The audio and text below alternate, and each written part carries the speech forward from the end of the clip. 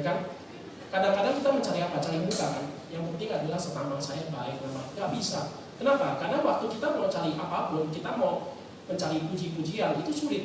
Karena kita nggak bisa memuaskan semua orang kok. Kita nggak bisa mencari apa namanya itu yang namanya nama baik yang begitu bisa disepakati atau nama baik yang dipuji oleh semua orang. Pernah dengar cerita ini nggak?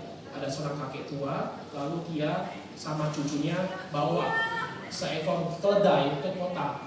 Lalu suatu ketika keledai itu ditarik, saudara-saudara. Kemudian lewat satu orang.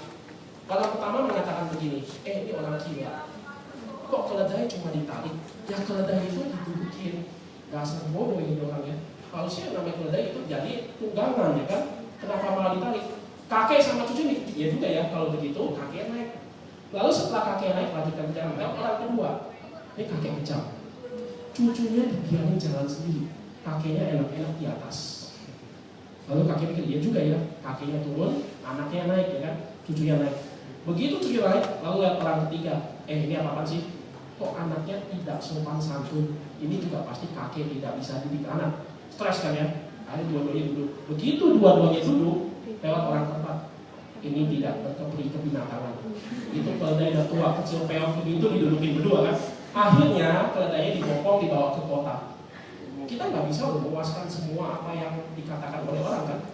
Yang paling penting apa? Tuhan mau apa kita lakukan. Nah saudara, maka ego ya, ini bukanlah sesuatu yang harus kita pelihara. Bahkan Yesus mengatakan kalau kita mau ikut Dia, sangkal diri, itu salah satu syarat. Menyangkal diri berarti menyangkal ego kita. Bukan lagi kepentingan saya, tapi kepentingan yang lain.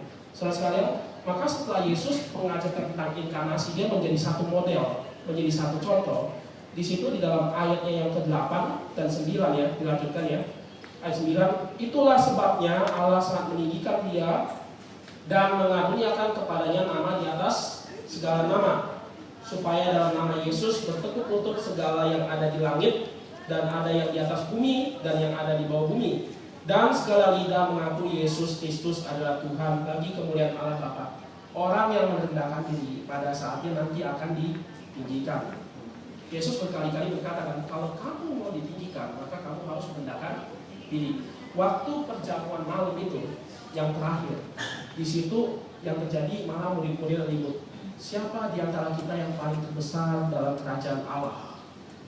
Lalu Yesus, dia tidak banyak bicara, diambil satu kain yang lalu diikat, lalu diambil satu baskom, dicuci kakinya satu persatu. Di situ Yesus mengajarkan apa? Sampai kepada Petrus. Petrus bilang, kaki saya juga. Kalau saya tidak melakukan ini, kamu tidak akan mendapat dalam bagian itu. Lalu Petrus mengatakan apa? Jangan cuma kaki ya Tuhan, kepala sama tangan sekalian. Ironi ya. Kalau kita pikir ini udah berjamuan yang terakhir, murid-muridnya masih kayak begitu. Nah ini kadang-kadang ini konkretnya kita. Bahkan di akhir itu ada satu murid yang berkhianat, tapi Yesus masih merendahkan diri, masih mengasihi mereka. Nah kita bagaimana?